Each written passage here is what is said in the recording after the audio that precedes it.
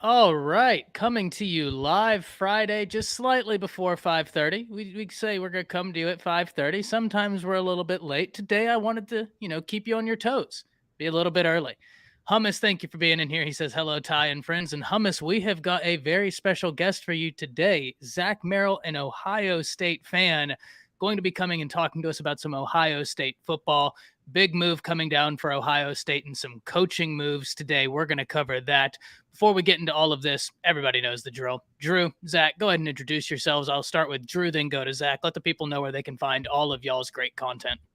Yeah, once again, Ty, thanks for having me on. It seems like a regular thing for us, and I love talking. But I'm also I'm with the Under Official Review podcast. We talk all things college football, and we're doing some NFL stuff as well. But we love the world of football right now.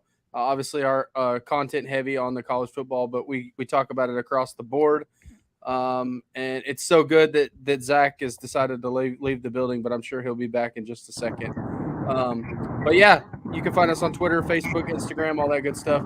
The Under Official Review podcast. Yeah, so thanks for having me on. Absolutely. Zach, my man, how you doing? Man, I'm doing well. Excited to be on with you guys, man. I know it's been a little while. I know Drew and I had a show last night, and Ty, it's always a pleasure, man, getting on with you and either debating sports or just maybe coming in agreement, which doesn't happen very often, but it's a lot of fun when it does, for sure. Oh, absolutely. And I think we agree on probably a lot more than we'd realize, Oh, no considering question. the topic we're leading off today with. Josh Gaddis out at Miami. And look, Josh Gaddis has always been an interesting figure to me, right? When we look at Josh Gaddis, he was at Alabama. Whenever he left Alabama, there was a little bit of contention between who deserved the glory for the play calling, he or Mike Locksley. Now, I've always been a bit of a Locksley fan. So I naturally thought it was more Locksley. He was the offensive coordinator. Now, Gaddis moved from Alabama to Michigan. He then moves from Michigan to Miami this past offseason after winning the Broyles Award in 2021. So, guys, I was interested. After Gaddis is fired only a year into the job at Miami, I was like, okay, what does your offense numbers look like? If we look at the Miami offense total rank, they were 86th in the nation. In scoring, they were 97th. In rushing, they were 96th. And in passing, they were 80th. Whenever we look at Miami last year with Manny Diaz as the head coach, they were 23rd in the nation in scoring offense. So we're talking almost 70 spots fallen in a year with the same quarterback. Mm-hmm. Tyler Van Dyke was still there a year more into his development. Now, in fairness, let's give some credit where it's due. Miami had some injuries along the offensive line. They had some injuries at wide receiver. That did hurt. But 70 spots worth of hurt, that's tough for me to argue, even being fair. And Zach, before I let you go here, I was curious because Gaddis won the Broyles Award in 2021. And I was like, okay, well, what did that offense really look like? Well, they ranked 16th in the nation in scoring offense.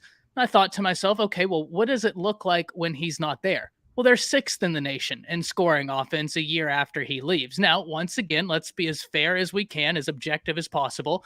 There are things I can't control for in that comparison. Guys developing a year more into the system, new players coming up, maybe different things working a year into this that didn't work last year. So there are factors I can't control for. But what I'm painting you is a picture. 1 point is irrelevant, but a lot of points make a line, right? And we're seeing a line. There is a common theme here with Josh Gaddis. Zach, I'm going to pass it to you because I think I'm saying the quiet part out loud, and I'm very interested in hearing your opinion on this. Yeah, so you know how when you used to go to the restaurant as a kid, like Olive Garden or Red Lobster as a kid, and you ask for some crayons and a paper to draw on.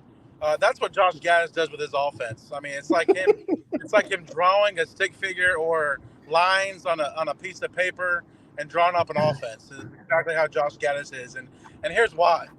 The biggest thing with Josh Gaddis, first and foremost, is when it comes to play call, man, he's sipping out of the sippy cup at Olive Garden that they give the kids with ice and a little bit of Coke, right, with the crayons.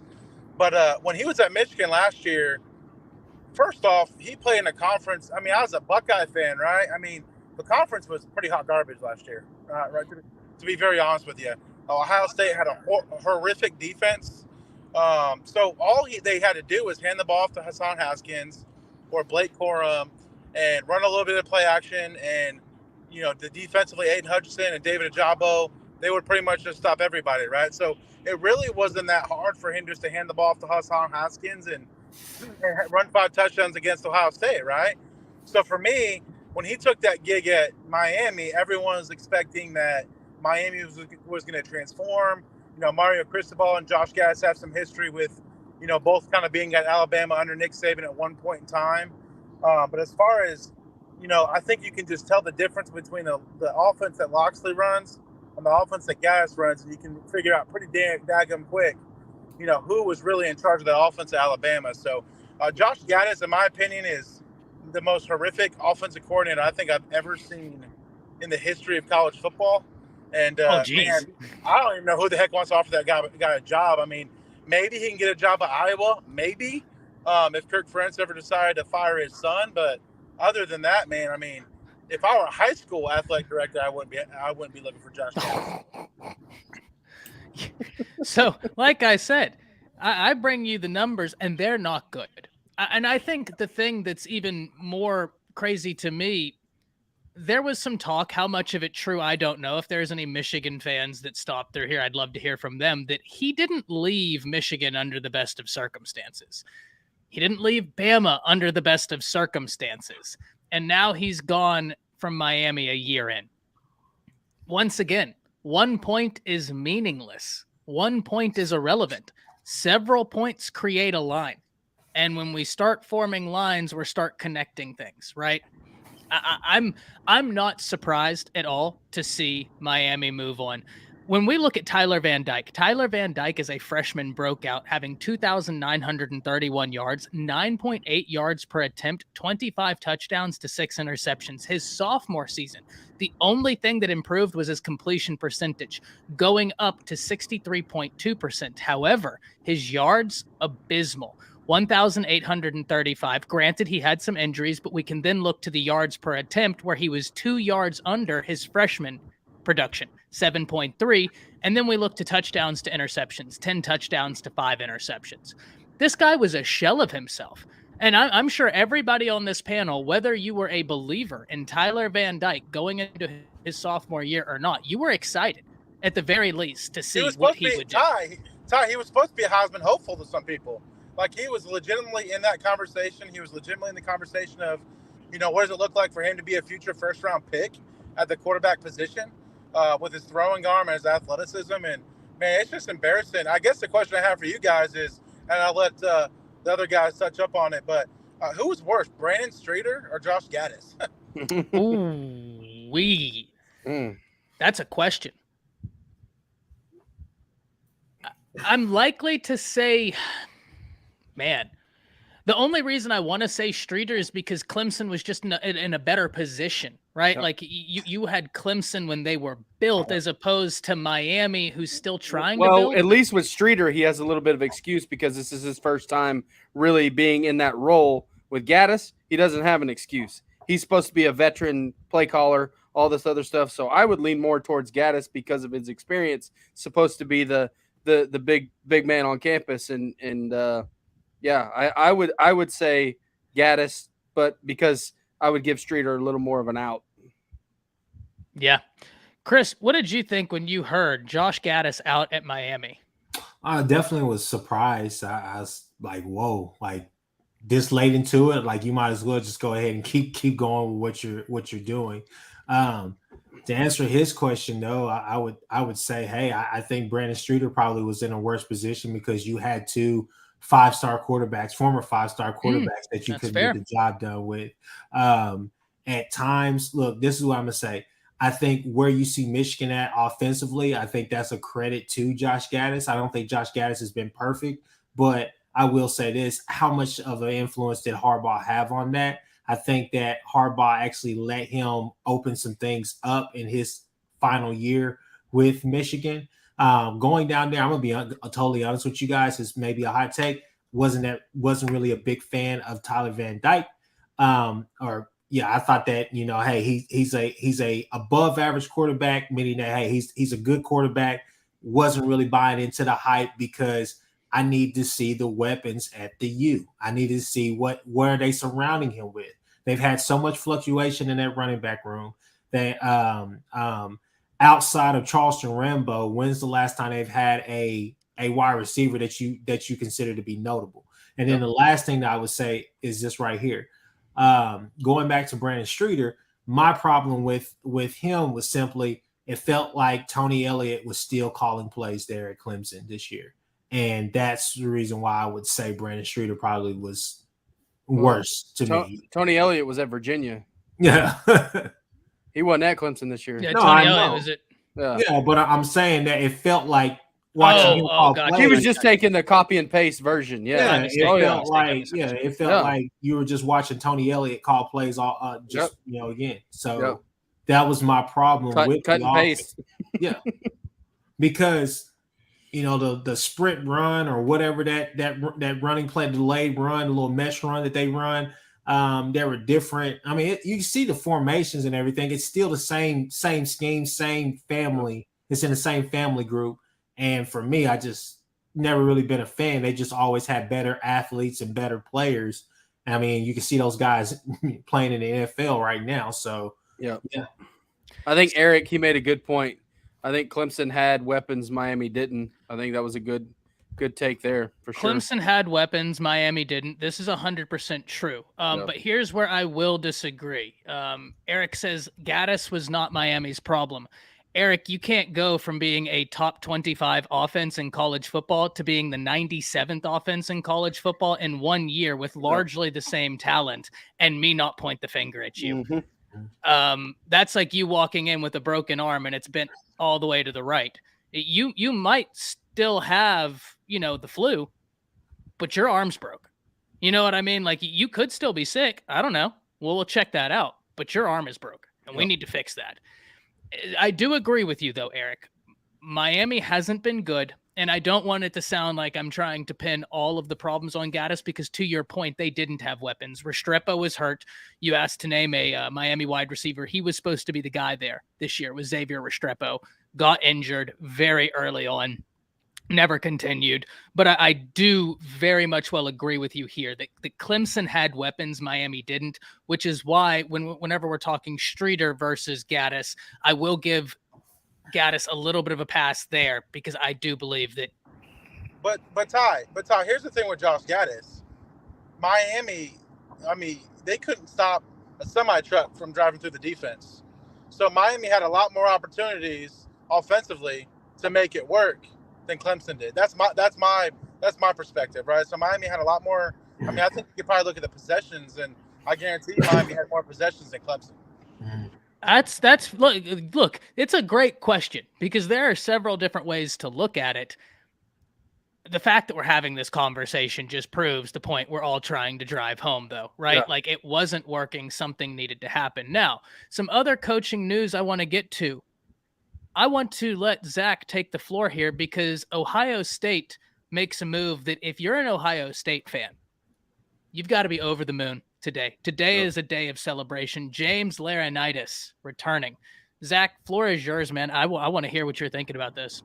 Man, I'm excited, man. This is probably the most exciting hire that we've really had since probably Brian Hartline. I mean, everyone was pretty excited when Kerry Coombs originally came back and as the defensive coordinator, essentially, because we thought he could get it done because he helped Mike Vrabel kind of get it done with the defensive backs out there for the Tennessee, and just for the history he's had with what we've called BIA for a long time, but we've kind of lost that touch over the last few years, right? But as far as James Laurinaitis goes, man, our weak spot has been the linebackers in the secondary for quite some time now, for the last few years. And I think James Laurinaitis is gonna bring an old school approach of like, hey, we can be tough again, right? Like we started getting some toughness back this year, but when we played real teams like Michigan and Georgia, you could tell that there's still a big difference there, man. There's still a big difference in physicality, and whether or not we should have beat Georgia or not, you shouldn't let any team score 40 points on you 2 weeks in a row, right? So for us, it's getting physical again, not only in the trenches, but man, those linebackers I mean, other than AJ Hawk and Bobby Carpenter, I mean, I can't name another linebacker that I'd rather have coaching my linebackers than James Laurinaitis, man. So James Laurinaitis used to be my favorite player. He's somebody I used to aspire to be like too, back when I played football. So man, I'm extremely excited to have him on staff. He's gonna help our recruiting big time because I believe he's a 12-year vet in the NFL. I mean, he played first round draft pick, played for the Rams for quite some time. Kind of hopped around just a little bit, but was a G at Notre Dame, and man, I'm just excited to have the guy on staff, and it's gonna help us immensely. And it says a lot when you have a guy come back to Columbus and coach for us, man. So I know him and Marcus Freeman were tight because they played with one another in college, but yeah, man, I think it's a huge deal for us. It's gonna help us out tremendously. Well, one of the things I love about it is something you hinted on. He brings back an edge that Ohio State needed. You have the players. Ohio State has the ability to recruit with anybody in the nation. Right? I talk about this at length. There are certain brands within college football. It helps that they have awesome recruiters on staff. But when that letter comes in the mail and you see Ohio State, Georgia, Bama, Oklahoma, like teams that consistently, I know I might get clowned for this, but even Texas, maybe that's because I'm a Texas kid. I know the impact of whenever a kid in the state of Texas gets that letter from the Texas Longhorns. Big time. It moves them, right? Like it's different. It is just different. Getting a guy that brings back that edge allows you to then take that from the recruiting trail and implement that into your defense. And with Ohio State, with the talent they have, I mean, that's you think about what they could do if they had a top 15 defense in college football consistently. They are a really fun team to watch. Now, one question I have for you, Zach, whenever you're looking at Ohio State going from this year into next year, first and foremost, what's your biggest concern? And secondly, what are you most excited about? So my biggest concern is exactly what my concern was last year's secondary, right? So I think a lot of people are going to point towards the quarterback like, hey, what's it going to look like? What's life going to look like without CJ Stroud, right? I mean, he's been the quarterback for the last couple of years. But not a lot of people realize that Kyle McCord was Marvin Harrison Jr.'s quarterback in high school. So, and you got Devin Brown. Yeah, there's a lot of comfortability there. Devin Brown's looking good. I think whether it's Devin Brown or Kyle McCord, I feel pretty good about it. Ryan Day does a pretty good job at drawing up plays for guys to get open. But Kyle McCord as the quarterback for Marvin Harrison Jr. in high school, they got a connection, man. So that helps out a lot. And having 5-star receivers isn't bad either. You know what I mean, with Travion Harrison and Mayan Williams. But yeah, my biggest concern is definitely the secondary because, back in the day, even in the late 2000s and, early 2010s and stuff, I mean, the secondary defense was our bread and butter, right? That's where we were. That's what we were known for a little while, right?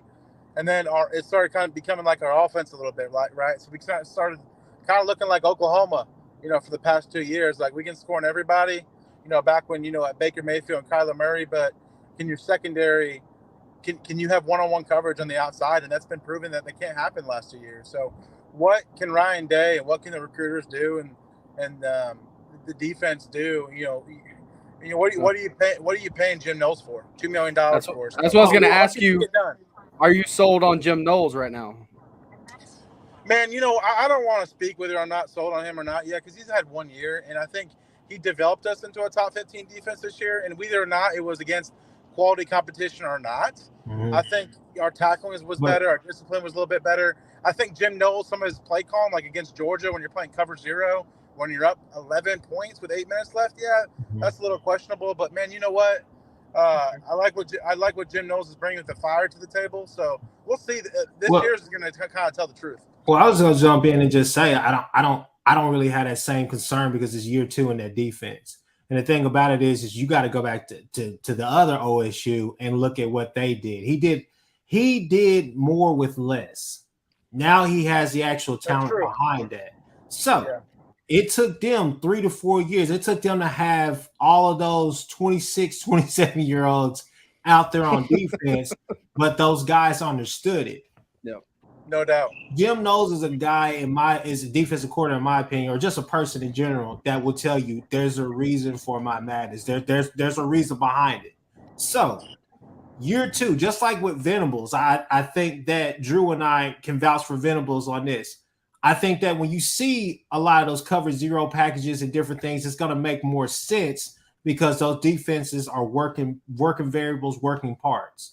And once those players have a keen understanding and you get really good, obviously D-line play, but your front seven, however, I was say you got to get pressure. Yep. Once you and you guys do that. The only thing that I would say that I'm worried about with your defense is Ty. We talked about it a little bit. Where the hell is Jack Sawyer? If Jack Sawyer can man up that other side, that other end, and come out there with, I can't say his last name, 44. JT Tuimoloau. Yeah. To his own this year. It was a grown He's man. Incredible.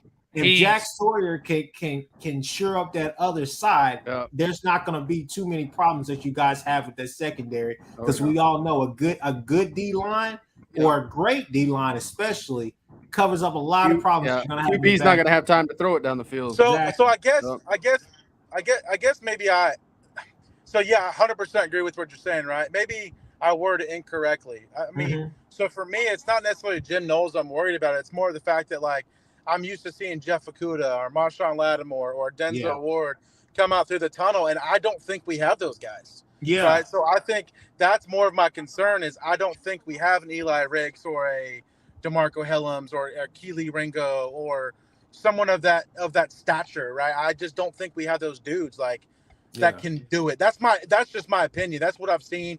I don't think Denzel Burke. I think Denzel Burke showed he could be that dude his freshman year, and he digressed this year, right? And then Cam Brown was good, but he was hurt halfway through the season. And Sevyn Banks obviously transferred to LSU. J.K. Johnson just transferred to LSU. So my biggest concern is, like, can those dudes be developed? Because if not, that's what my point is. I think we're going to be in trouble. Yeah, either you guys are going to be a very lunch pill like crew, or you're going to see the stars actually shine. And I think that's where you kind of have to just put faith in Jim Knowles that he will get them to a level where they truly understand what this defense is asking, because that defense is pretty weird because they do a lot of different things out there and they give you a lot of different looks right at once. I mean, just like any normal defensive coordinator, they're going to try to disguise, but he disguises and they disguise really well, but it's asking you a lot. And it's kind of a thinking game more early on than it is a just reaction. So I don't know, but I think you guys have the talent out there to make it work. And I mean, I think as the year went on, you guys got better outside of that Michigan game, which is just still to me kind of baffling. But I see what you're talking about, because it's just like you saw some consistency, but then it just deteriorated down the stretch. Yeah, that's the biggest question mark. I mean, through the third quarter, I mean, I'll let you guys take over after this, but in the fourth quarter, man, with 8 minutes left, I mean, Georgia had 24 points. We were doing a pretty daggum good job. Yeah. And then I feel like everything kind of came out and they dismantled us after that. So, and in fairness, I think it's, and this is just my personal opinion, I think it's much tougher to stop this Georgia offense than it was that Michigan offense. And the reason being is Georgia's just so much more multiple and what they can successfully do to you. Like you have to worry about the passing attack in a totally different way. Maybe you don't worry as much about the rushing attack, but you cannot forego worrying about the rushing attack. It's Georgia. Yeah. You know they keep a running back that's going to play in the NFL. It's what they do. It's like Ohio State. They got a 30-year-old quarterback, dude. That's off his family's insurance plan now. So. Yeah. So you know that's a much different offense to try and go up against. But I do want to keep talking about some of these coaching moves, right? We can talk about Arkansas, for instance. Dan Enos coming in as the offensive coordinator. That's one I'm interested in. We have I need to go find the comment. Primetime Vari asking, what do y'all think about Zimmer to Colorado? And first off, that Colorado staff, it's kind of loaded with coaches when you really dive into the names. Some of them are young up-and-comers, right? Some of them aren't household names yet, but if you're super in tune to recruiting, you would have heard them before multiple times, like a Nick Williams. And I've talked about him so much. But Primetime, that coaching staff, there's a reason I'm excited for Colorado. Coach Prime is someone who moves the needle. That much is known. But one of the reasons I'm excited is the staff he's assembled. Sean Lewis, the offensive coordinator, Charles Kelly, these are serious coaches that he's brought in. Mhm. I mean, very excited about the moves there. But Dan Enos, right? That's a big one that we need to talk about. We also need to talk about the vacant offensive coordinator position and defensive coordinator position at Alabama, which, spoilers, if I had to bet, Jeremy Pruitt, if he's cleared, that might be the guy. There are some rumors that he's been in Tuscaloosa for a little bit, checking out some things. Some pictures came out today that maybe he bought a truck in Tuscaloosa. I don't know. But that's who I would love. He was the defensive coordinator 2 years and 2 number 1 defenses in the nation when he was the defensive coordinator. When he left, we slid 12 ranks to 13th. Very excited about that. As far as offensive coordinator goes, there was a comment way back in here, and I'm not going to go search for it because I won't be able to find it, but it asks, are the Jeff Lebby rumors true? And we got 2 Oklahoma fans on the panel. Drew, Chris, I'll let y'all start with this one. And Chris, go ahead. What are you thinking about the Jeff Lebby rumors? I was going to let Drew go ahead. Drew, get in there. Well, I mean, obviously, I think there's a little truth to him maybe being offered a position, something like that. But it's remains to be seen because you haven't really heard anything out of his camp, and whether you think he needs to say something or not, that's for another story. But for me, at the end of the day, I think he wants to be at Oklahoma. I think that's the right place for him right now. But you never know in this ever-changing world of college football, and coaches can come and go so quickly. Nothing is out of the realm of possibility right now. But I still think at the end of the day, barring something unforeseen and maybe some things that are off the radar that could, possibly, come about. I don't know, just speculation. But I think he still stays put in Norman, Oklahoma, unless something really, really crazy pops off. So, are rumors true? I think he was offered a job, but I think for right now he's going to stay put at OU. I agree, Chris. What are you thinking? Now, Drew and I we talked. I don't know if it was off camera or on camera, or whichever, but I think we kind of came to the conclusion, and I think this is just us talking, that maybe the rumors, people are just now catching up with the rumor that has been out there for a while. Because obviously we could talk about TCU, but his names came up for several different jobs. Yeah. And so the line, I guess if you just talk about progression, I think his next job is probably as the head guy, as the guy. That's where he wants to go, I think. Yeah. Great point. So I think that he wants to finish out with Dylan, but I definitely think he's really interested and intrigued to see what he could do with Jackson Arnold as well. I think right now it's as late as we get, and I know, look, we can talk about, he still has time. Miami just fired Josh Gaddis, all the rest of this stuff. I just think that at this point in time, I think that it's just getting late in the ball game. And I think that if he was going to make a move, he probably would have made a move a little bit earlier when these rumors first came out a few weeks ago. Sure. Yeah, because that job has been open for, a couple of weeks now in a place like Alabama. Mm-hmm. If you've got your guy, you're going to go ahead and pull the trigger. Yeah. So I think they're still vetting the process, and there's some other names out there that could potentially be going. And obviously you're hiring both coordinators too. So there's something that Saban really hasn't had to do in a while, is hire both at the same time. Mm-hmm. So that could possibly be it. And but no, I'm with you. I still think at the end of the day, he still stays at Oklahoma. Yeah, Eric, I haven't heard this, but go ahead. That'd be wild. No, I was just addressing this comment. Eric D says Lebby is a done deal to Bama. I haven't heard that, but I also have been looking into a lot of other coaching moves. I haven't. Yeah. Kingsbury, Well, I'm expecting Alabama to make a coaching decision either, obviously this weekend or early next week, because I think part of the interview process was, I think Nick Saban would probably did reach out to Cliff Kingsbury and said, hey, what's your interest in coming back to college football? I think obviously Kingsbury's in Thailand right now, so maybe it was on a Zoom call or Teams, who knows? But I also think Joe Brady, the Bills just got eliminated from the playoffs too, so I think Joe Brady could have been part of the interview process as well as who's the next offense coordinator at Alabama. So maybe Jeff Lebby is the guy, and Nick Saban wanted to interview Joe Brady just to ensure that Jeff Lebby was going to be his next dude. Yeah. But that's my take. I personally think Joe Brady is the best option for an offensive coordinator for Alabama. But that's my opinion. But there's also, what about Adam Gase? Adam Gase was an assistant for Nick Saban back in the day too, and there's something to be said about Nick Saban loving to have an NFL type offense, and Adam Gase, if anything, was a good offensive mind. Maybe not a head coach, but.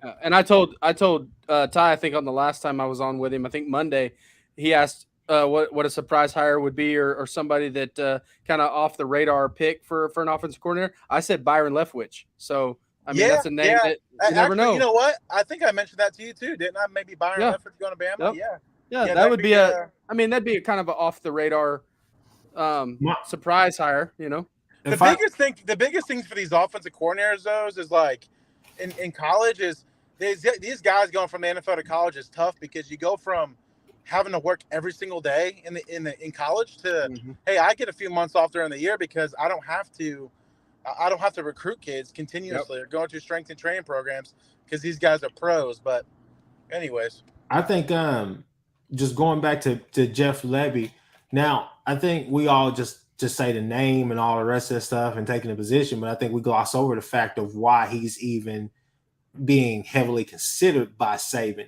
The word out there, and Ty, please tell me if I'm dead wrong, but the word out there is that Saban wants to get back to running the ball. Like, he wants to be a more physical team.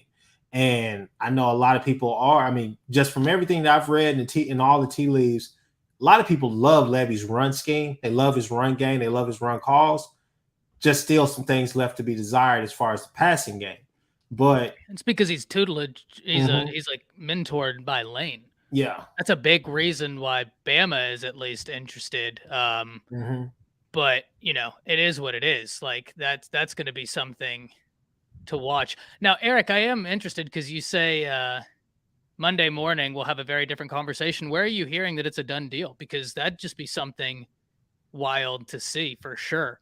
And one of the things, here's the thing. If you told me right now, if we didn't have any names available, go to the Bama. Well, Eric, boards are notoriously boards. If you're strictly getting your information from boards, I would vet a lot of those people and make sure they got some check marks and different things beside their name before guys that have been covering the sport, certainly Alabama Insider, stuff like that. Well, if it's coming from Hank or Tim, then it's as good as gold. Those guys are as good as it gets in the business. But that's something we have to watch. Brandon said Lebby wants to stay in OU. Bryce, I'm not saying that that's false, because I've already stated I think Lebby probably stays at OU. But here's what I will say. We always hear that, I want to stay here. That's coach speak. We heard Lincoln a year ago say, I never talked to LSU, and out he went to USC. So we hear that a lot. Ty. But it's true. Come on, Ty. But it's true. But here's what I will say. If you told me without naming a name, Alabama's getting a coach from Oklahoma, who do you think it is? I would easily answer quickly Todd Bates. Why? He played for Bama. He played for the Alabama Crimson Tide. Better calm down, Ty. So I would have assumed that, he'd – point being, Lebby played for OU. It's going to be to lift that guy whenever he – still, but sure, he's an I'm just going to say this. I live in Alabama, and I've heard nothing about Jeff Lebby anywhere. I haven't heard much about it. If you're asking me who I want, a name people don't talk about? He said you didn't have to bring that up. I'm sorry, Primetime. I'm just trying to paint the picture. Man. It was the most we know, Ty, we know that you're still hurt about Bill O'Brien leaving you guys and pulling the Lincoln Riley and heading back to, New England Patriots. Dang it. I know you're broken up about it, but you got to get over it, Ty. You got to you're right. Come on. Caught me red-handed. You're like a hurt girlfriend, bro, for real. Come on. We're still not getting over Lincoln Riley, but you got to somehow Okay. Bob has got to go, man. You got to Okay. get him out of your mind, man. I'll tell you the name who I like, though. Brian Johnson with the Eagles right now. That would be a great hire, in my opinion. There's no way. What? There's no way you're going to take him from the Eagles right now. He's the quarterback coach. I don't know. Look, I think it's a stretch. Don't get me wrong. If they win Sunday, you got to get I think it. But if you're asking me who I'd like, Brian Johnson. I don't think that it's likely. I think you're right, Chris. He's in a great and I'd like position. Bill Belichick to be my head coach at Ohio State, but let's think clearly here, Ty. Well, I don't think that's as obtuse as a hire. You know one thing about Alabama.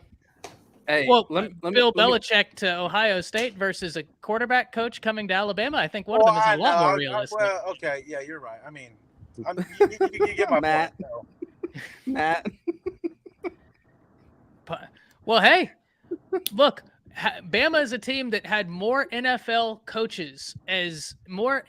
head coaches on roster than any college football team had ever had. Like, we also have to understand that's a rehab project. You already know that. That's the college football rejection. Now, don't get me wrong. You guys rehabilitate them, and they Chris, go off when we rehabilitate them, where do we hire them to? Well, you hire them to the NFL, then they get fired. No. When we hire rehab coaches, where do they get hired to? What position? Head coaches. No. At Alabama, when they hire them, they're not offensive coordinators. Oh, analysts. They're not defensive coordinators. I'm sorry. You still have Todd Grantham, and you're right. I mean, you got a bunch of analysts. Yeah, So you guys also had Mike Stoops for a couple years too. So I mean, whenever it's the coaching rehab, that's when we hire them at analyst position. Chris, you're right. This is different. And then they get elevated to position coach, and then elevated to a coordinator. Yeah, well, that's typically how it goes, but not this time. I mean, maybe if we're looking at an internal hire, Joe Cox, I think he's a guy that's really, really good. I think he is someone who they want to hold on to. They don't want to let him leave. He's going to be a name. This is what I say. Greg McElroy is who I would hire. Maybe AJ McCarron or who is a guy, okay? And this is just my opinion. I haven't really seen I haven't seen Ty Simpson in forever. Who is a guy that can arguably come in there and make Milroe the quarterback that I think a lot of us think he can be? I'm not saying he's going to be Bryce Young great, but I think that he only scratched the surface last year, starting the game that he did, and even the time that he got to play. There's a reason why they've reached out to Brian Johnson. Like, I'm not just saying this name is like, oh well, this is Ty. I'm telling you, there's interest. Yeah, that's who I would say. If you're talking about a guy who can coach some quarterbacks as well, that's why I like the name Byron Leftwich. Man, I think he would be really cool. But I don't think he has any interest in coming to college, though. I'm gonna tell you something right now. You hire. I get it's a hot name, and I brought it up before too, Drew, with Byron Leftwich. But if that guy can't score a touchdown with Tom Brady and Mike Evans and Chris Godwin, that guy and Leonard Fournette, that dude shouldn't be able to touch being the offensive coordinator. I think it's Joe Brady. I've been saying that from the jump. I would love Joe Brady. My whole thing is that I really think that if you guys get the right offensive coordinator, QB coach combination or whatever, I think Milroe unlocks another level of that offense that you guys have really never had. I think that at this point, let's talk about Jalen Hurts, Alabama, not Jalen Hurts, Oklahoma, Jalen Hurts, Eagles. Let's talk about Jalen Hurts, Alabama. I think he has a better arm than that version of Jalen Hurts, and I think that he's more mobile as well. He's more elusive, and I think that kid can really set college football on fire next year with the right OC and the right development. Here's a name I just thought of. Now, hear me out. Don't laugh, but somebody with that kind of talent at Alabama, he doesn't need to recruit anything like that. Don't laugh. Don't laugh, though, but a guy like Chad Morris as an offensive coordinator. Yeah, I'm trying not to. Hey, I'm telling you, he did it at Clemson. Hey, with a lot of talent. Look, No, He knows how to scheme up with offense. Deshaun Watson, dude. That's a multi-generational quarterback. Yeah, Dude. Clemson was winning national championships with generational Dude, quarterbacks. that's the only Well- time they won a national championship. I mean, Ty and I could coach Deshaun Watson to a national championship. look, Just I'm got to keep him out of massage room. I would I'm find a jump. way to mess it up. I'm going to be I'm very honest with you. I would find a way to mess it up. I'm gonna No. jump in here. I'm gonna jump in here and say it now. We keep running from it. Nobody wants it. We said his name a little bit earlier. Kingsbury makes so I much sense. know. He's on a Kingsbury makes sabbatical. the most So much sense. sense. No. And schematically, in the college football world, taking what he's learned from obviously he was with Kevin Sumlin. We saw the success they had out there, but obviously Yeah, he's Johnny had some Manziel. success in the NFL. He comes back to college football. He would wreck a lot of teams. And He's you know gotta have what? a quarterback. He's coached, but here's the deal: he's coached Patrick Mahomes. He's coached Kyler Murray. He's coached. He's coached those type of guys early. He can make Jalen Milroe take that next step. I 100% agree with you. Oh, I agree. I just think he's on a sabbatical and he's. I don't think he's coming. I don't think he's coaching this year. But I do agree with you. Yeah, 100%. mentally, he may not be He there. needs and him. I I get said that. it. I said it last time. He hasn't had a chance to really stop and breathe. Yeah, You know, Oh, he's breathing a lot. but he's breathing I right think now. I think at a place like Alabama, just man, those athletes, that machine. Because here, look, Eichert and Lehman on their podcast, they said something that was about Levy and the Alabama job that I thought was spot on. Basically, they were saying, look, it doesn't really matter who comes there as the offensive coordinator. There's a well-oiled machine currently, right now, as is. Doesn't take a genius to come there and put that puzzle together. So, with a guy like You would think. yeah, but with a guy like Cliff Kingsbury, he's just coming in there and putting in his install and running the offense. Alabama's going to recruit itself. As long as Saban's there, they're going to be able to recruit. and I will agree with you on this point because everybody thought when he hired Lane Kiffin as the offense coordinator, they're like, oh my gosh, I don't know how those two are going to mesh. I kind of feel the same way, but at the same time, yeah, it could work. Don't get me wrong. I would love to see that because I think it'd be good. I don't know that he would be number one on my list. yeah. No, that's The wild. reason why he's not number one on your list, Drew, is because you hate him because of Kyler Murray. Let's be honest, dude. I'm an Arizona Cardinals fan too, so Yeah. Yeah, he's getting good money to be in Thailand. yeah, he is. So, you know what I think is wild, and I've never really talked about it, but Drew, you make a good point. We talk at length about how sometimes these relationships might not work because you have too many leaders in a room, too many guys trying to be that guy. But with Alabama and Nick Saban, that's never really seemed to be an issue whenever you have that many big name guys in a coaching room, which really is, I think, a testament to how long they've been going. Now, we've talked about Alabama recruiting itself, and I did want to touch on this lightly. We also need to talk about the insane weekend Colorado is hosting, as well as the insane weekend Oklahoma is hosting. Start with the Oklahoma one right after we talk about this. Guys, did y'all see the new rankings that came out for the 24/7 Sports Composite? Chris, did you see this? I know I sent a picture, but I don't think it went through until like late last night.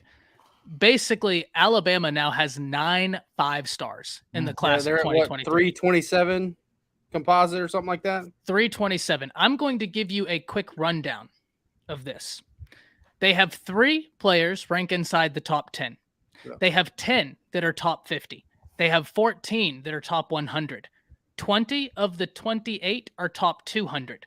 24 of the 28 are top 300. 2 of the 4 that are not top 300 guys are JUCO prospects that are not eligible to be rated inside the 24/7 Sports Composite rating of the top 300. However, if you look at their actual rating, 24/7 Sports assigned them, both of them would be top 300 players. And the remaining 2, one of them's a kicker. That's going to be a 3-star by proxy. And the other one sits just outside top 300 range after having risen a bunch because he had a great senior season. This class for Bama is a little bit nutty. I'll give you the guy, if you're asking me who's someone who I think could come in day one, this isn't going to surprise anybody on the panel. I've said that I thought he had an argument to be the number 1 player in the nation. Caleb Downs. I think Caleb Downs, Zach, I don't wanna wanted talk about nothing it. more. I don't want to talk about it. I wanted nothing more than to call the Ohio State coaching staff and say respectfully, please stay away. Don't call him. Let him be. I needed him in this Bama class. That was a huge win. I mean, this kid, it's not just the physical side of it. He is a free safety, the way he plays football, who has got strong safety hitting instincts. He's Loves the next coming into Minka the box. Fitzpatrick. He's the next Minka Fitzpatrick, in my opinion, man. I think that's a great comp because the other thing that's very obvious when you watch his film, he's a film junkie. He is breaking down. He's just reacting to plays, and that's how you know he's seen this. He's a ball hawk, man. He's a ball hawk. Two I'm not laughing at interceptions you during guys. the I'm laughing All-American at the game. comments right now. What happened? They're trolling. I love it. It's great. Alex Grinch to Bama. Bama OC. Hey, the Speedo. Yeah, the Speedo. There you go. Maybe it would work better for offense than it would Wow. defense. Oh man. Now, Neo, listen here, though. You can joke, but if Lincoln Riley said tomorrow, I'll come be Alabama's offensive coordinator, you bet your bottom dollar we take him and oh my we gosh. roll to a national championship. Ty, And they bring Caleb Williams with him. Ty. I'm tired. Yeah.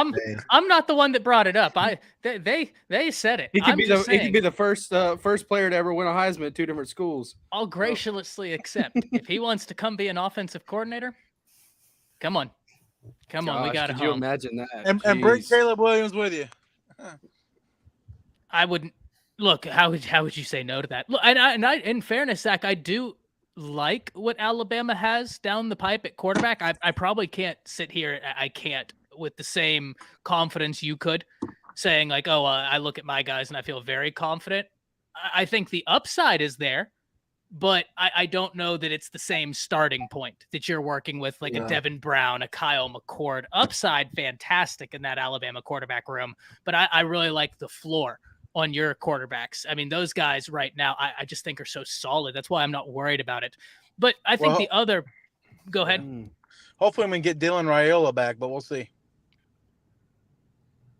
Flip a coin, love both. Yeah, both. This is a really big time safety class. And Caleb Downs during the All-American game, 2 interceptions. I mean, shut it down.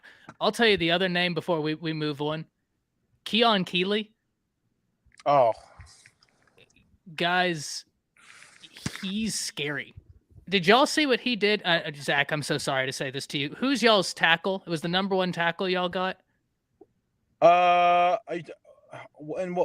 my goodness! What's in his this name? class? In this class, the best. Is it Caden Proctor? No. The one that y'all signed, Ohio State. Gosh, why is his name not coming to me? I don't know. I've forgotten his name. I think it's Yeah, Luke look it up, Montgomery. man. I can't remember. It wasn't a tackle. I led you astray. It was Luke Montgomery, a guard. So that's my fault. Yeah. But they matched him up against Keon Keeley, and Keeley lifted him off the ground and put him in the dirt and just kept sprinting. And that was the clip that went. I mean, That's a penalty. Can't do that. They'll call that in the SEC.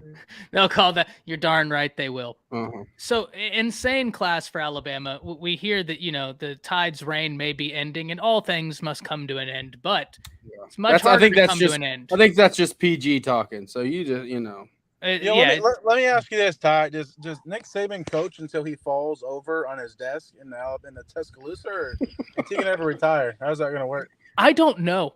Saban is one of those guys where it's just like, and he's so cognizant. He's talked about it. They've been like, oh, I don't know what I'm going to do when I retire. And he's even said, like, his wife has said, like, I don't know what you're going to do around the house. Like, you're just going to be everywhere all at once. I feel like 5 years is a realistic timeline. But at the same time, whenever you have that sort of tenacity and fire under you, who's to say? I don't see him leaving the game of football. I see him being involved in the game of football. He's got to be in some capacity. Yeah. Trust me. Yeah. They're going to, I think around. They'll pay him handsomely to sit at a desk and call those national championship games. Hey, he might. That guy's getting buried under the stadium somewhere. He might be associate athletic director or something like that. He could. I mean, His wife is very involved with the University of Alabama as well, so it's been great. Now, we have a few more topics on the docket we need to talk about this evening, and I think I want to pass this one off. Chris, Drew, y'all are hosting a big-time recruiting weekend this weekend. Tell us about that. A lot of names out there. Who do the people need to be excited about?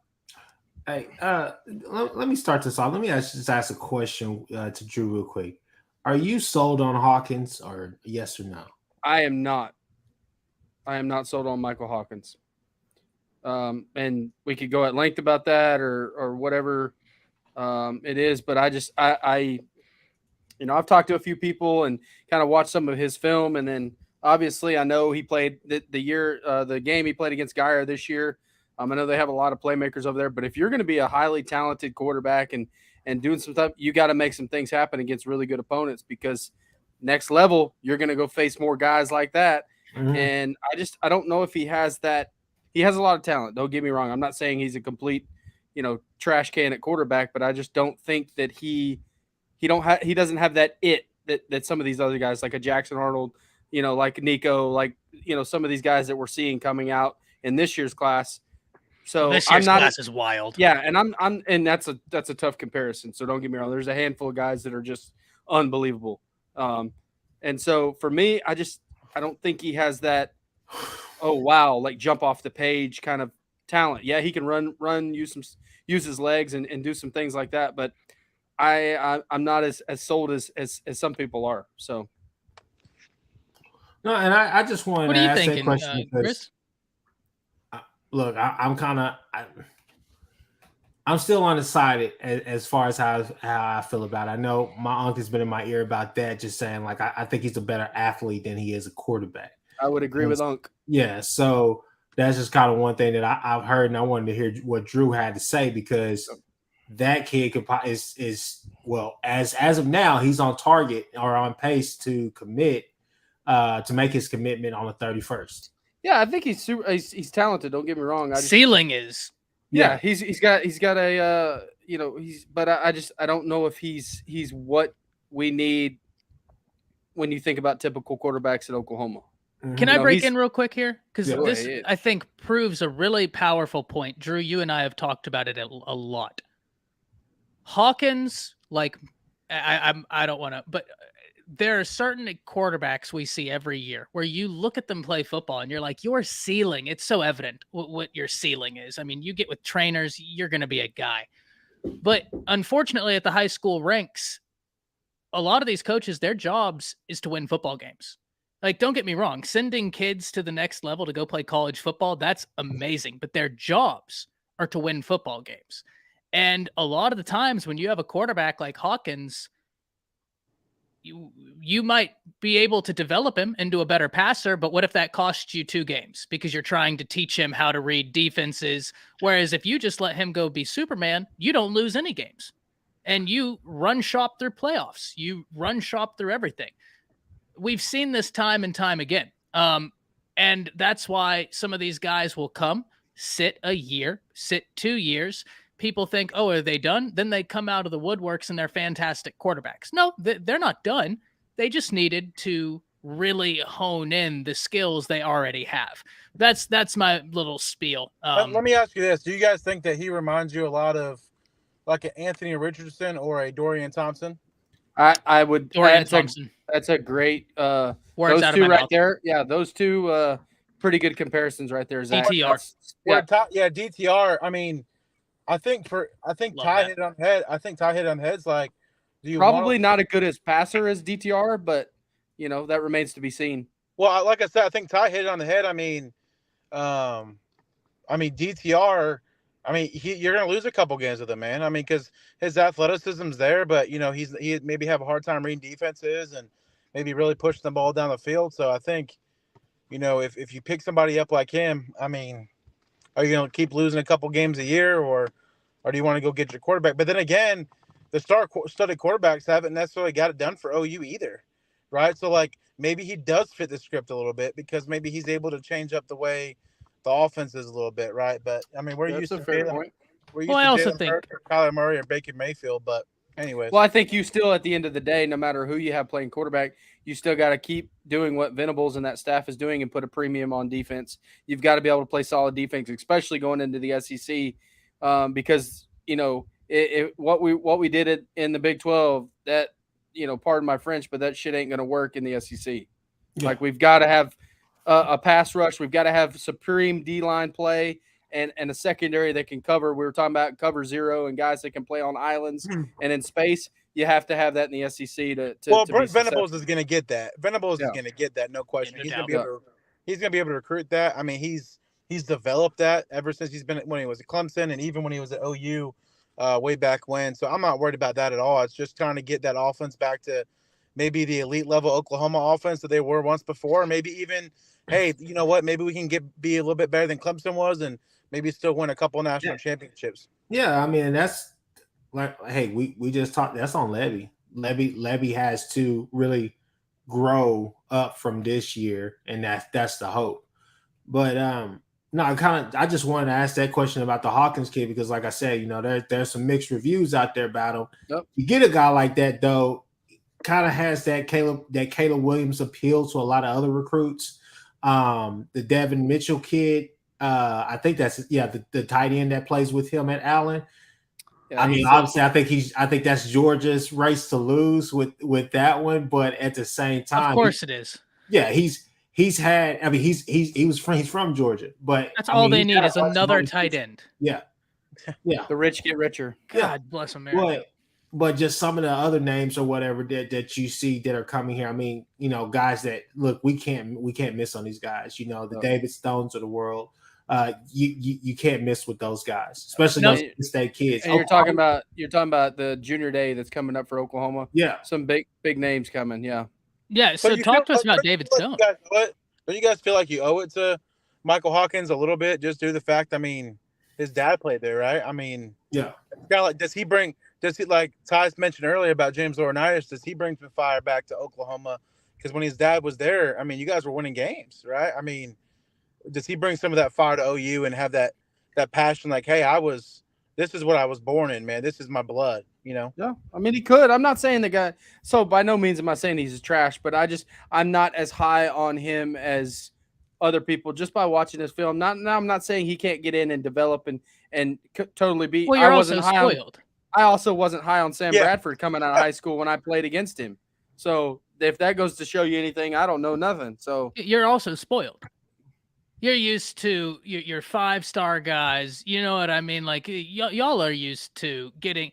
It's just like me talking about Bama recruiting an edge rusher or Ohio State getting a wide receiver. And no. It's like talking about Bama recruiting anybody. I don't want to hear about being spoiled over there. Nick Saban. Yeah, true. But you get my point, right? 5 stars. Okay, yeah. Here. Don't be spoiled. I mean, you got 2 more, and you got a whole daggone team of 5 stars just right there and come in freshmen. Hey, if you want to send us 2 more, I'll take them.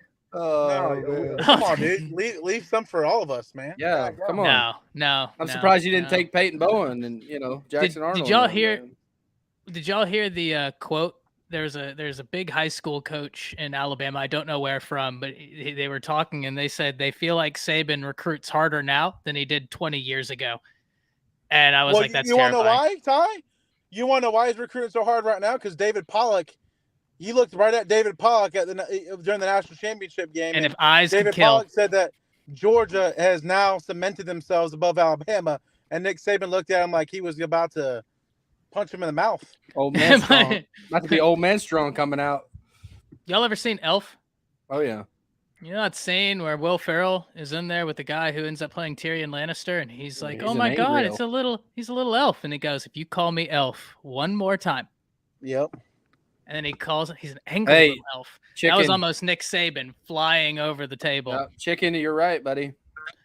Y'all have running backs. I gotta hop off here, Ty. Yes, sir. Guys, it's been a lot of fun, man. I gotta hop off here. My daughter's got a game tonight, but I'll be on next time for sure.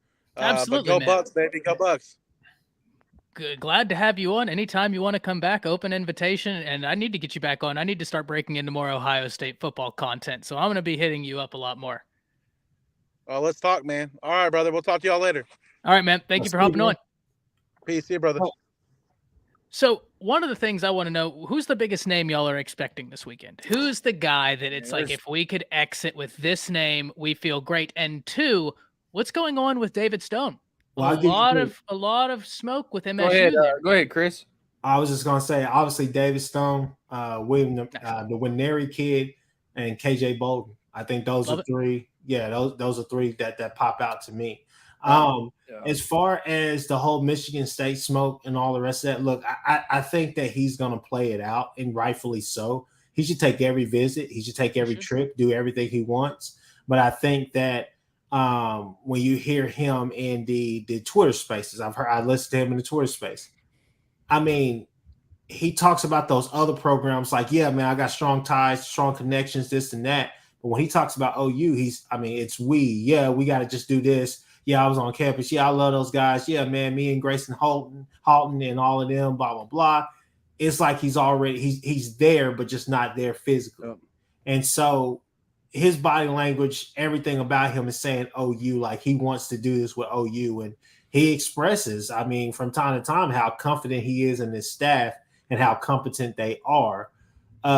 Michigan State, there's some good recruiters up there. Let's just be honest with you. There's some good recruiters. But I think to really solidify, I was telling my aunt this earlier this morning, to really validate the feelings that a lot of people nationally have about OU, where, yes, about 4 out of 10 articles you're going to hear, what a disappointing year. Can they rebound? I don't necessarily know, this and that. I'm indifferent about OU. But the other 6 to 7 articles that you're going to hear is disappointing year, but this is what they're going to do next year. Mm-hmm. They have a chance to crack this. They have a chance to do this. They have a chance to get to 10 wins. Venables is a good coach, just needs time, just had to get his feet underneath him this year. This is a foundation year, this and that, right? Mm-hmm. So OU has to go out there and validate what the 6 to 7 people in the room that are in favor of them and still high on them buying all the stock that they're putting out.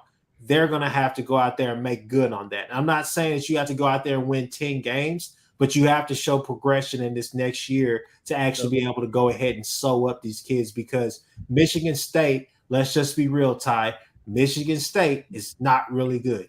I feel like anytime you hire a coach to a 10-year deal, that's automatically a curse unless you're saving. I'm just being real. And so to see the regression that Michigan State had this year, it was really startling, because that's a veteran savvy team that has a lot of transfers that are coming there. Not freshmen, these transfers. These are guys that have already played football at a lot of different places, and that was successful. That was a successful formula in year 1. Year 2, it wasn't. So my whole thing is look, you could get the development, but the NIL is not going to be there.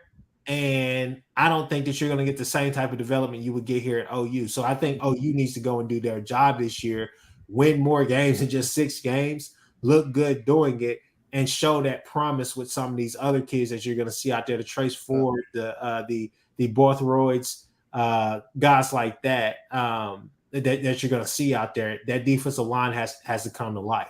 Yep. They're already bought in. You just got to go out there and show them, hey, look, what we're preaching is actually working. Yeah. For me, 3 names to watch. OU, 24 kids.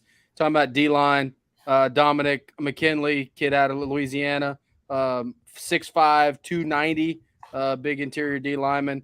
Kobe Black, corner, number 1 player in Texas, out of Waco. And then Liam Andrews, offensive tackle from Massachusetts. He's 6'4", about 280. Those are 3 names that would really help us next year. I know we're talking about David Stone, all that stuff, but 3 names that, if you haven't seen these guys or seen their recruitment a little bit, highly talented guys. But Kobe Black would be the one on my list if we could really nail him down. Number 1 corner, 6 foot, rangy dude, athletic, would really be great for us moving forward. Yeah, and when we're talking about David Stone, there's some conversations we need to have. One, it's If you're asking me who's the must land prospect for Oklahoma, I gave Alabama 2 last cycle. Chris, you'll remember this. I said Peter Woods and James Smith. If Bama exits the 2023 cycle without landing either of those, however the class ends up, you're not as confident. Now, they went 1 for 2. You're not going to win all the battles. It's recruiting, too many national brands, too many great recruiters. You're not going to win them all. Yep. Peter Woods is going to be a phenomenal player for Clemson. I can't wait to see what he looks like. Sooner Cowboy says David Stone and Nigel Smith. Yeah, good point. Nigel Smith is David Stone is the absolute cornerstone of this next class. We were talking about Jackson Arnold and Peyton Bowen being the cornerstone for the 23 class.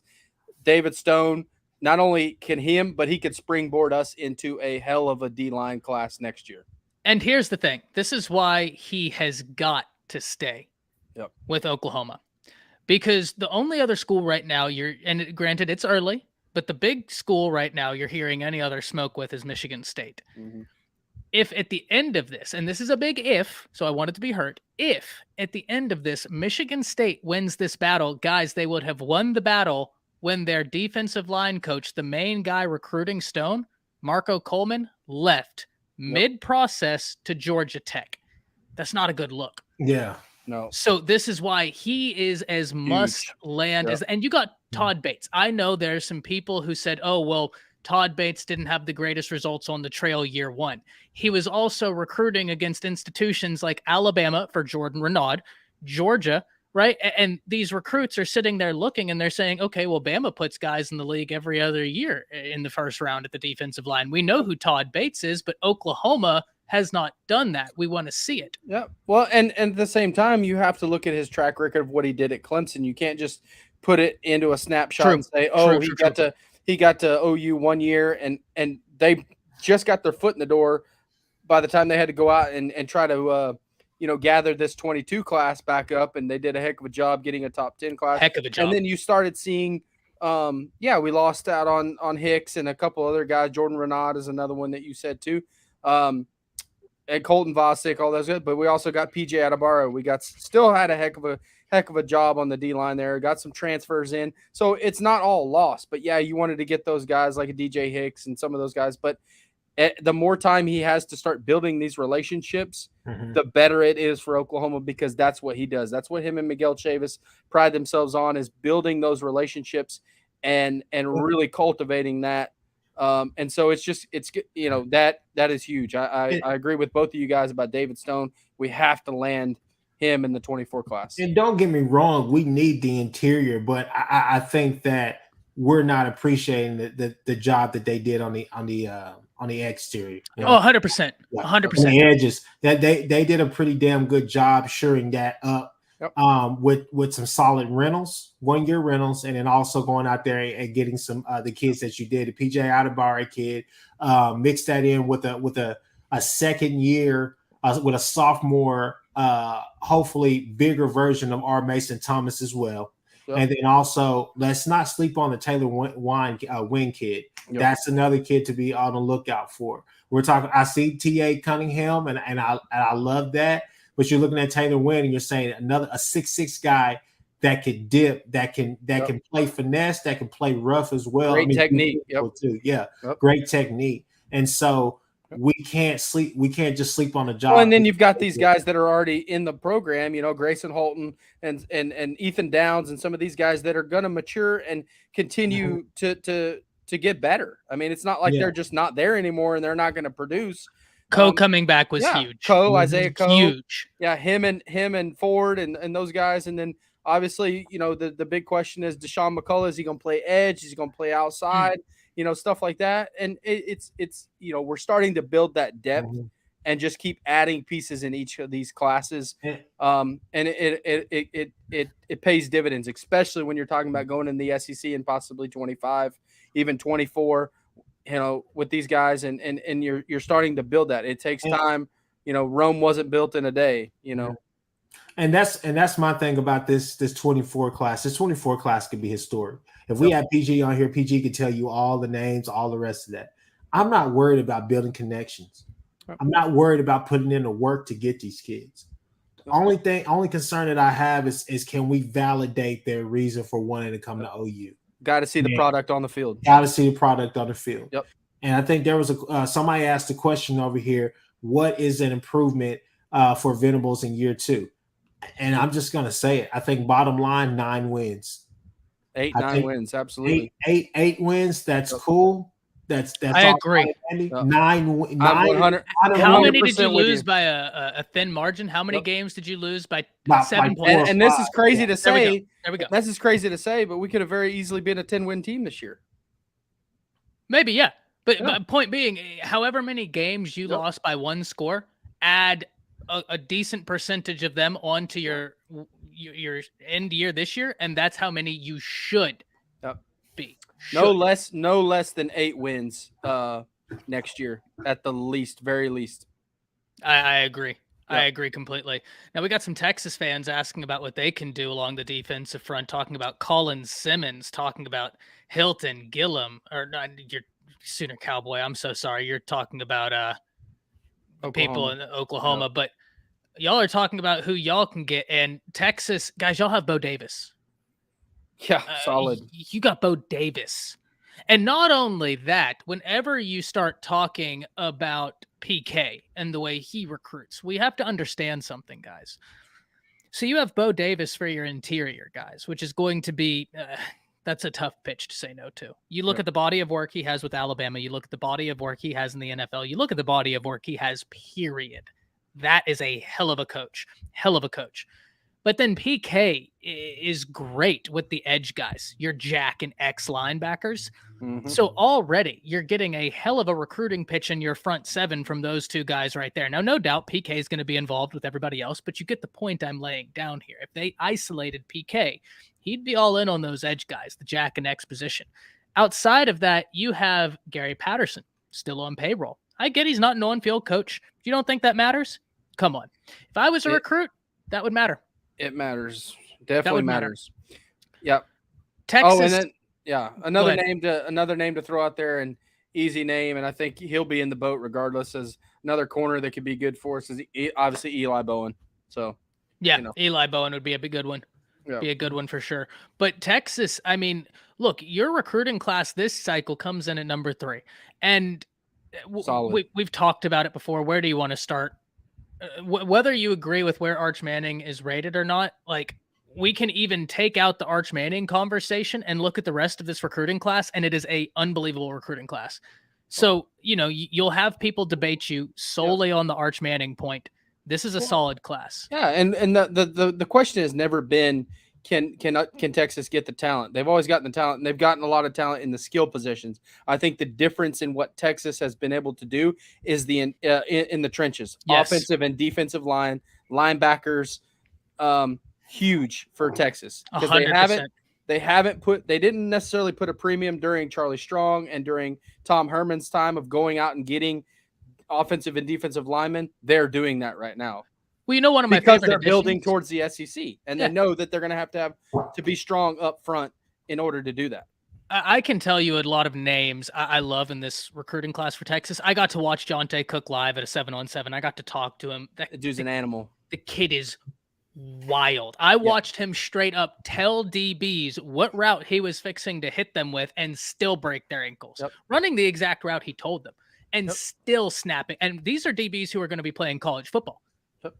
This dude is, I mean, hey, he is electric to watch. I've got friends down there that are close to the 40 acres that electric. Tell me that this kid is special. I wasn't surprised when he ended up a 5-star. Not in the least. No, not at all. He's electric. He's one of those guys that us coaches call a 15-second kid. You turn on the film for about 15 or 20 seconds and you realize that he's a dude. I love that. I'm going to have to remember that one. But who my favorite is for all the Texas fans in here? The Sadir Mitchell edition. Catlands just outside the top 200 prospects. Interior defensive lineman, 6'5", 335. You don't think they're preparing for SEC football? Mm. They're loading up. Oh, yeah. 100%. They're loading up. And they're finally, I think, Sark hopefully is finally getting some breathing room off of the boosters, off of the board and everything. And he's finally allowed to hopefully start coaching and doing his own thing because years past, we all know that he's not the only one in charge. You know. Now let me ask you guys this question, because I asked Nick. Shout out to our guy Nick from Nino's Corner. Shout out, and Nino. Look. As much as we talk about Venables and all the rest of this stuff, let's just talk about hot seats real quick. Texas needs 9-10 wins this year. I said they need to go to the Big 12 championship. Look, Texas Texas fans want to isolate years. Okay. Truth be told, they're 13 and he is 13 and 12 as a head coach at Texas right now. I do not believe that they're only going to win 5 games next year. So I'm not even going to say that. I'm not even going to joke on them with that. But if he goes out there and goes 7-6, 8-5 again, we'll have conversations, no doubt about it. The conversation. And this is where I'm going to disagree with Drew. I don't know that Big 12 champion is necessary. Maybe it is. I don't think it's necessary for him to keep his job, but I think it's necessary for them to continue this uptick of what they're doing. In fairness, a Texas fan agrees with you. Yeah. Working man right here. Yeah. I love working. He agreed. But I do think 10 wins, you got to have 9-10 wins. Oh, yeah. I mean, you have to, because the thing about it is that it starts to creep up. Is this better than Herman? Is it better than Herman? Because Herman did the same thing. He made a Big 12 championship game as well. He couldn't sustain it. That's an interesting one. Interesting. That's a good question, Chris. Man. So there's one thing he does exponentially better. It's his recruiting. They are recruiting classes. The talent level is better. The defense, you're seeing the progression. The cohesion is so much better. The fact of the matter is can Sark get over that hump of 9 wins? Only had really just and that's why I'm saying 10, 11 wins will get you a shot in the Big 12 championship, and that's why I said for them they have to get over that hump. And so that's exactly my point, is that they've been to the 8-9 wins, but to double digits they haven't seen that. When's the last time they went double digit wins? Did they do it in 10? I don't know. That's why I was asking. I don't know. That would the be last by time. 2010. Because the standard at Texas is just like it is at Oklahoma. We have high standards, and for good reason. There's a reason they've cycled through how many head coaches in that time period? Yep.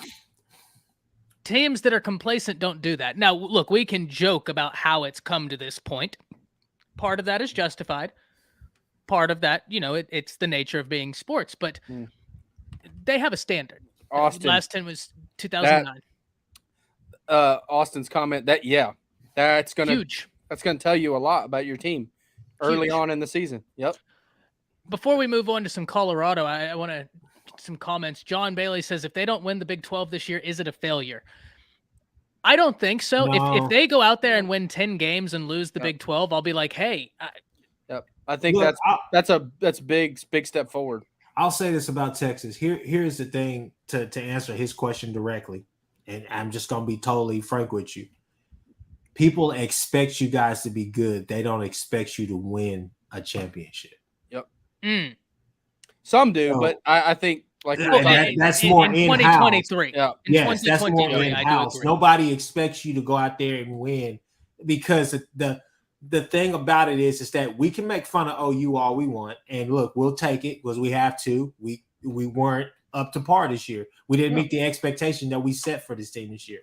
Bama as well. This was supposed to be Bama's year, and this was not a last 2 years you said about OU. But I'll say this right here with Texas, and I'm not. This is not even coming from just a place of hate. This is just being honest.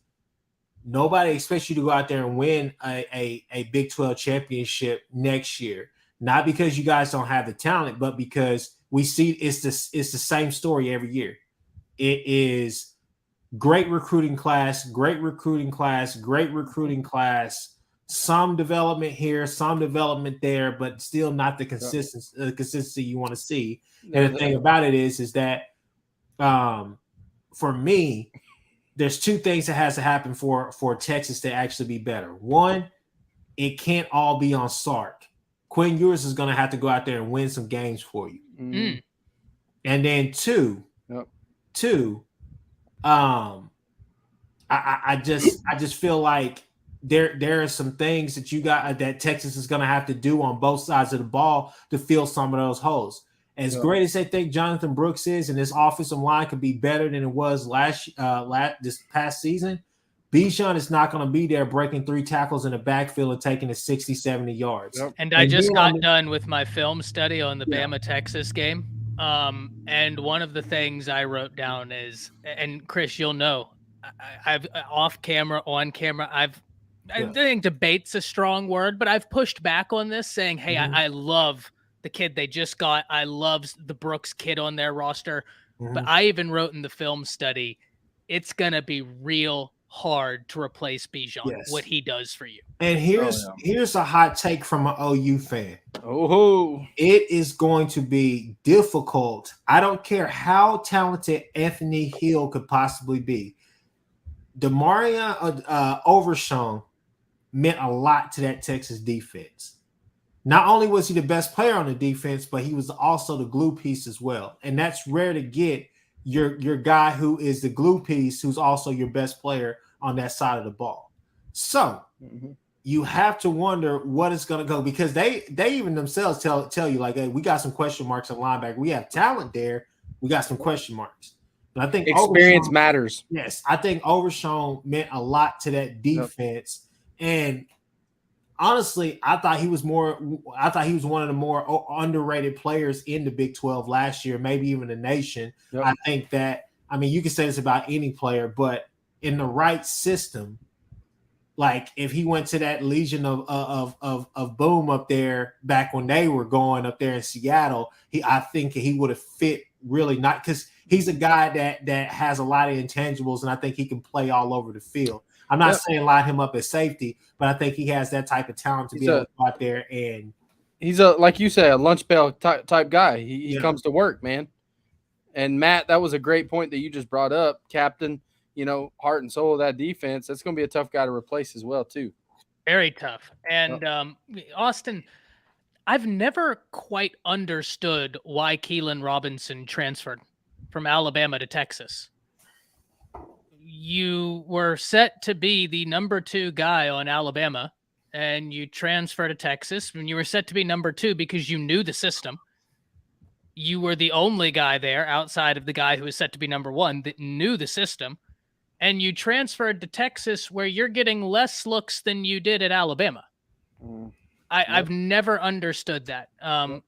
Look, to each their own. But Bama has been known to churn out some running backs into the league as well, too. All we need is 1 year. Josh Jacobs showed you 1 year. Hey, 918. Now that being said, we do know he's got the ability to, and this season he'll be more of a featured back. So I'm really splitting hairs here right now, Austin. It's just Hank. That's probably a good reason. Money. I also think Sark, because he went with Sark. True. Yeah. So like, I think that's a huge reason as well. But it's still just like, and working. You're right. Well, that's even considering Baxter not taking it. And I know I'm usually the one pounding my chest saying, guys, it's a true freshman. It's a true freshman. This is a different type of true freshman you got coming in. Cedric Baxter, this cat's different. Yeah, the word out there is that he fits the system perfectly.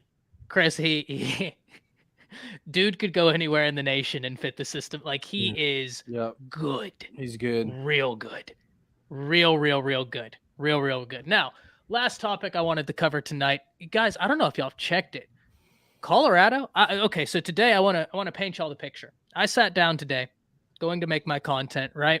So I think, okay, Josh Gaddis is fired. Boom. I plot out this video. I just was interested. What's his stats? So I find all of his stats, jot it down on the notes.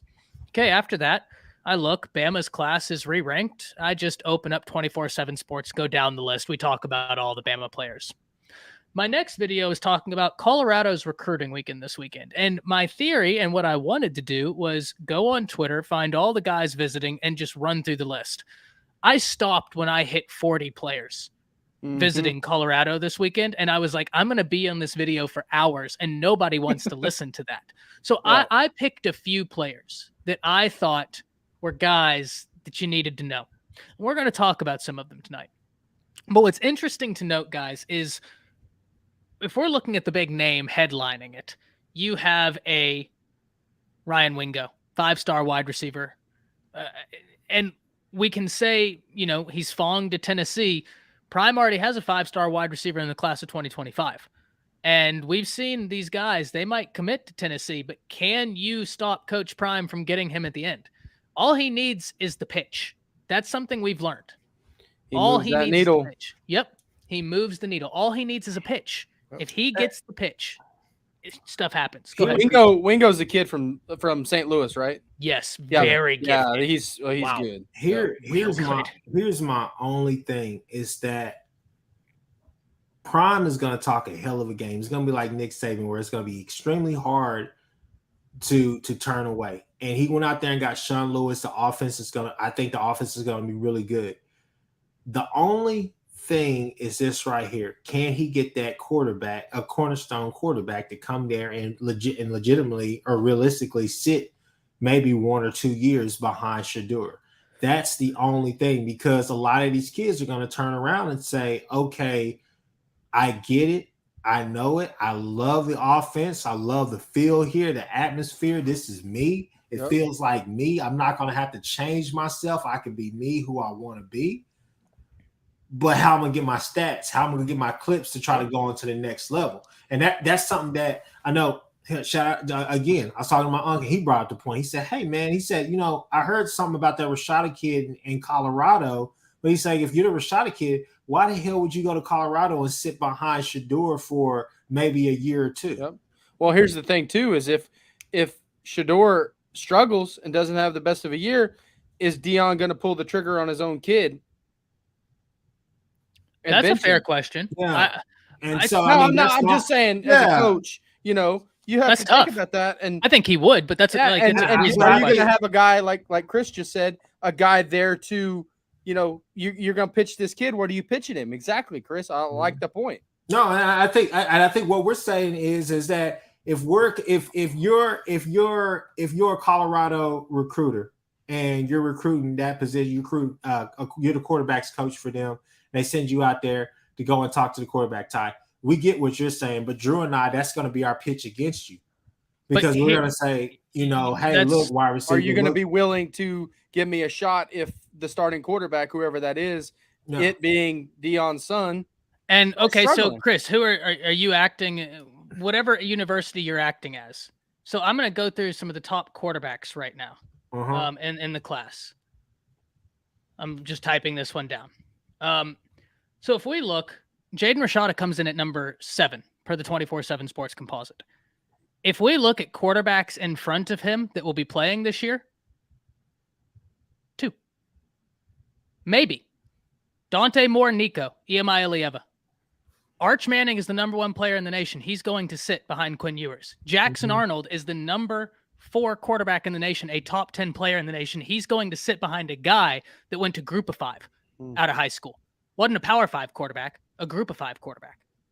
And Dylan Gabriel. So if these guys are willing to go sit behind these guys, what would make Rashada any different, I guess is my question. Christopher Vizinia going to sit behind the quarterbacks at Clemson, Eli Holstein, Dylan Lonergan. The difference is your dad's the head coach. Fair. I look, but here's the thing, Ty. I think this is a good example because it's a real example. What happens when? What happened, or what did you hear from Caleb Williams sitting behind a Spencer Rattler? I was just waiting for my chance to get on the field. And in his Heisman speech, he even went back to that and said to that freshman out there fighting to get on the field, "Your time will come." That kid felt that he had a feeling that he could get out there on the field. They want to fight. At the end of the day, we can say, yeah, these kids will go and sit behind. But you don't think Malachi Nelson feels like that? Does Jackson Arnold not feel like that? So Jackson Arnold ain't a competitor. That's what you're telling me. But it's a totally different situation. It's a different situation from Malachi because he's going behind the Heisman Trophy quarterback. Okay, so Jackson Arnold is going against a guy that went 6-7 or 6-6. Came from UCF. Jackson Arnold ain't a competitor anymore. That's what I'm hearing. I'm saying that he's not a competitor. That's what I'm hearing. But his dad is not the head football coach at Oklahoma. And Sure. I think Drew, look, I get what you're saying, and look, you're swinging that pendulum to your side, but then Drew brings it back when he says, okay, what if Shedeur goes out there and looks like straight crap, dog crap, and then he still won't, because he's not Fair, played but at a here- Power here's- 5 but school he- yet. But here's my thing. That's an anecdotal piece of evidence. Me saying he would pull him holds just as much weight as Drew saying he wouldn't. It's anecdotal. I'm not at the saying end that of he the day. wouldn't. I don't know what he's going to do in that situation. But point being, we're using this as a point of argumentation as to why Jaden Rashada wouldn't be there. And our main point of evidence as to why he wouldn't go is anecdotal, that if I said the opposite holds just as much weight as in logic as the other point. It's just I think So Nick Saban got Dylan Lonergan and Eli Holstein, 2 top Yeah. 15 quarterbacks in the same class. Yeah, but you also don't can't have a possibly proven- sit. You don't also have a proven quarterback starting next year either. No, but they just have Jalen Milroe, a 5-star quarterback in But front you of have them. a Both of seemingly them. an open competition. Yes. Sure. And Yeah. you're right. You are right there. There is an open competition, and that I do grant you that. That is a big difference. That's fair. That is a fair Yeah. point. No doubt about that. Yeah. My point is Shedeur, if he has one more good year, he'll go to the NFL. Oh, absolutely. And I'm just playing devil's advocate on that end because I'm not hoping and I'm not wishing this kid struggles Yeah, because no. he's got a lot of talent. But I'm just saying. I just had to get fiery with Chris. Oh, yeah, Any I love it. opportunity I love had, it. I had to get it. But here's my thing is that, the what if, because as a coach, in my mind, you have to be ready for each scenario as it presents itself. And I guarantee you that Jeff Lebby is hopefully, running through the things. And obviously there's a lot more to go. You're going to have to see these guys in spring practice, in the fall camp, all that good stuff, and to kind of see where these guys are. But you already have a plan in place once you hit the season that is like, okay, so-and-so doesn't work out here. What's my plan B? And I have to go with my plan B if X, and X happen. Are they willing to do that? I know there's a lot of what ifs, but are they willing to do that barring the situation? Because it's very unique, unlike anywhere else in the country. Now, here's my thing, Matt, and here's where I'm going to disagree with you, man.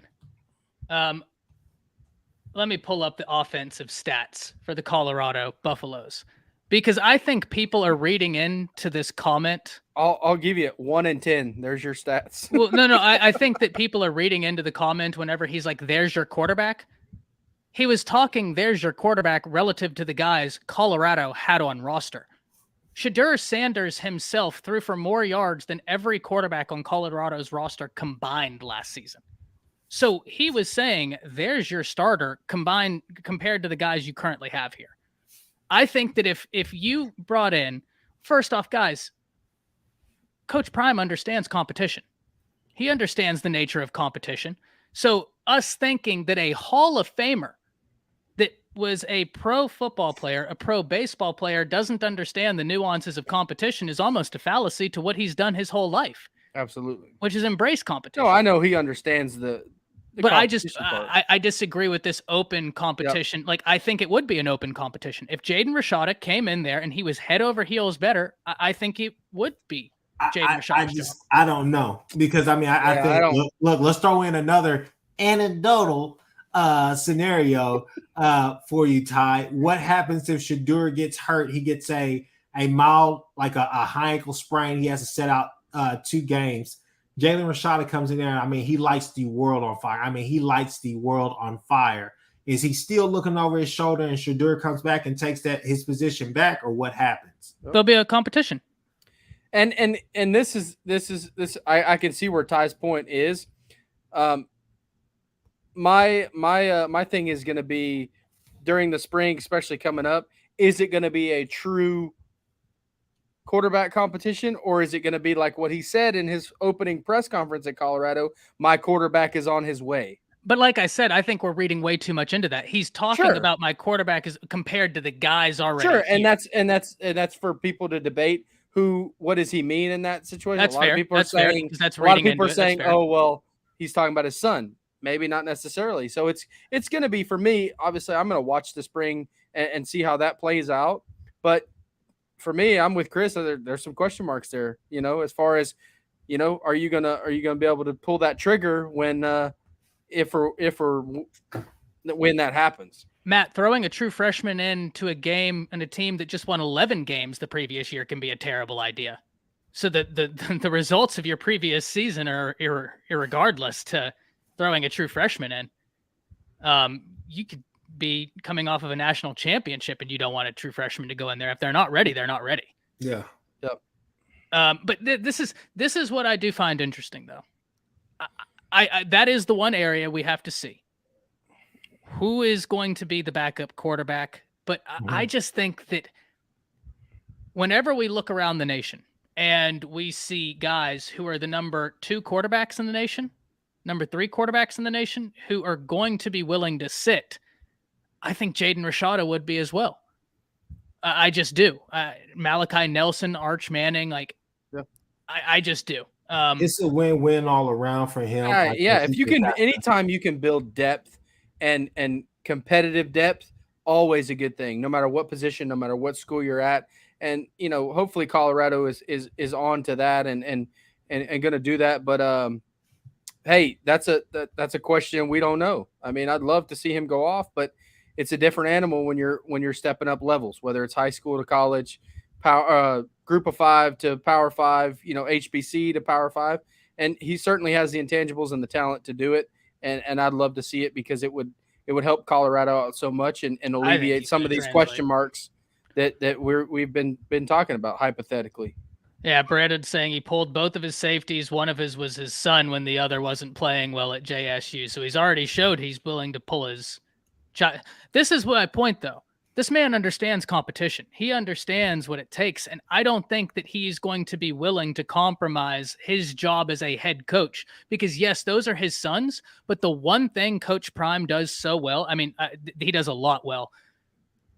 One of the things he does exceptional is relationship building. You listen to the way so it's his job to be a mentor for not only his sons, but every kid on that roster. And I don't think he would be willing to do a disservice. Yeah, no way am I throwing him under the bus saying that he won't do it. But it's a fair question to bring up that a lot of people in the country don't have to deal with as head coaches. No, they don't. Yeah. But I think at the end of the day, I think I would lean more towards what you were saying, Ty, and I think that he would have the stones to sit his kid down if he's struggling or another kid was better. Yeah, Wayne, Coach Prime, he's about it, man. And that's the staff around him. And Chris, I know you got to get out of here. We're going to be out of here real soon. I just am going to highlight one more name that Colorado has coming in, and that's Kylan Fox. Kid's 6'4", 208, and he's considered an athlete. Reminds me a lot of Samuel Mpimba from this class, not comparing the way they play, just in terms of he's an athlete who stands that size. I asked a question in the video, and this is what I will leave us on tonight's stream with. You want to know how much Coach Prime moves the needle? We went from Colorado being 1-11 to them hosting blue chip prospects and 50+ of them at a junior day where guys from 2025, 2026, 2027 are scrambling to get out there. The excitement's real, and that's a great indication. Guys, we're going to go ahead and get out of here. We have been going for an hour and 30 minutes. Chris, before you get out of here, where can the people find your content? Hey, guys, you guys can find me at the Horns Down Pod on Twitter. Guys can find me at Chris with a K on Twitter as well. Horns Down Podcast on YouTube, anywhere that you get your podcast from. Spotify, Google Podcasts, Apple Podcasts, all of that. Definitely hit me up. Guys, I'm about to run. Holla at y'all. We'll do this next time. Absolutely, man. Well, don't bring an anecdotal argument. Hey, he didn't say Auburn by 40, so he didn't, and we're improving. We're improving. Going to anecdotal. Hey, this has been fun. I love debating. I love going back and forth, playing devil's advocate sometimes, just thinking outside the box a little bit. I love doing it. But hey, we're the Under Official Review podcast. If you guys didn't catch Zach and a lot of what he said today, catch it over on our channel all the time. He brings good takes all the time, brings a great mix, a yin and yang to our channel, and we love it. But we are the Under Official Review podcast. We do all things college football. We're starting to do more NFL stuff as well. We love to just talk football across the board. I'm an Oklahoma fan, obviously. He's a Buckeye, but we try to keep it fair and as unbiased as we can across the board. And we have Ty on sometimes. We have a different guest. We actually have a couple pretty cool guests here coming up this off season, stuff like that. But go check us out, YouTube, our YouTube channel. Like, subscribe. We're trying to get those subscribers up.